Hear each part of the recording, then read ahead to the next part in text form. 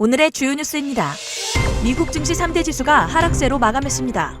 이스라엘과 이란 충돌 격화로 비트코인과 주요 암호화폐 가격이 급락하고 있는 것으로 확인됐습니다.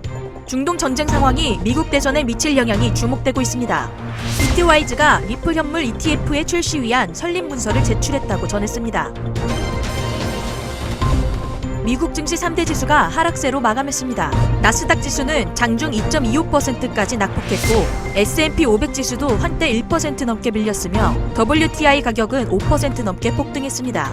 하지만 이란의 공격이 일단 마무리되고 별다른 인명피해가 나오지 않은 것으로 확인되면서 주가는 낙폭을 어느 정도 만회했고 애플과 마이크로소프트가 2%, 엔비디아는 3.66% 떨어졌으며 테슬라와 브로드컴, ASML, AMD, 어도비 등 주요 기술 기업의 주가도 2에서 3%대 하락세를 보였습니다.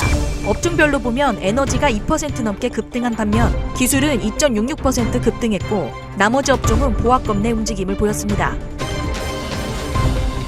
투자자들이 위험자산이 코인 시장에서 안전자산으로 몰려가면서 거의 한 달 만에 가장 큰 폭으로 떨어졌습니다. 현지 시간 10월 1일 비트코인은 이날 약 6% 하락해 지난달 6일 이후 가장 큰 하루 낙폭을 기록했고 이더리움, 솔라나, 도지코인 등 주요 알트코인이 5% 이상 하락하며 대부분의 알트코인이 더 큰 폭으로 급락했습니다. 하지만 10월 강세장, 소위 억토버에 대한 기대감은 여전한 모습입니다.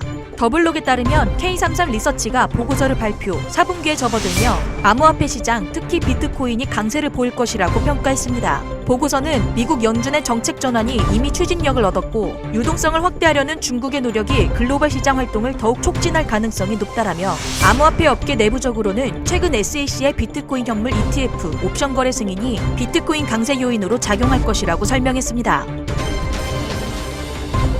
현지 시간 1일 대규모 탄도미사일 공격과 향후 이스라엘 보복 공격 전망으로 중동 사태가 격화하는 가운데 35일 앞으로 다가온 미국 대선에 미칠 영향이 주목되고 있습니다. 이번 사태가 더 악화함으로써 국제 유가 등에 영향을 미치고 그것이 최근 금리 인하 등과 함께 회복 조짐을 보이고 있는 미국 국민 경제에 악영향을 초래할 경우 해리스 부통령에게 악재가 될 수 있을 전망이며 바이든 행정부가 이스라엘에 대한 전면적 지지 입장을 밝힘과 동시에 확전 반대를 계속 언급하는 것도 중동 상황이 통제불능으로 치닫는 상황은 피해야 한다는 상황인식에 따른 것으로 풀이되고 있습니다. 그러나 반대로 미국의 숙적인 이란과 미국의 맹방 이스라엘 간의 대결로 중동의 대치 국면이 명확해진 것은 오히려 해리스 부통령 쪽에 부담을 덜어주는 측면도 있을 수 있으며 앞으로도 바이든 대통령은 이스라엘과 이란 충돌에 대해 확전 반지를 위한 물밑 노력은 지속하되 이스라엘 하마스 전쟁과는 확연히 다른 선명함으로 이스라엘을 지지 및 지원할 것으로 예상되며 바이든 대통령과 운명 공동체인 해리스 부통령 역시 이날 선명한 대이란 규탄과 이스라엘 지지 입장을 밝힌 것을 시작으로 대선 때까지 친이스라엘, 반이란 기조를 선명하게 제시할 것으로 예상되고 있습니다.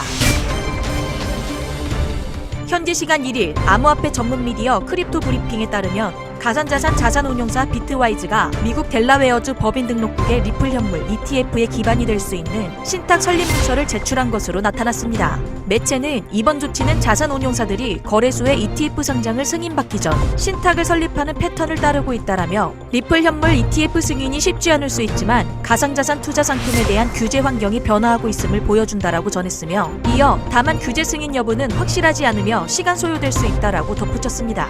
저희 크립토 시그널에서는 혼란한 크립토 시장을 보다 쉽게 접할 수 있도록 코인 매매법 교육 전자책과 종이책을 발간했으며 더보기란 링크를 통해 선착순으로 증정하오니 여러분들의 많은 참여 부탁드리겠습니다. 지금까지 크립토 시그널이었습니다.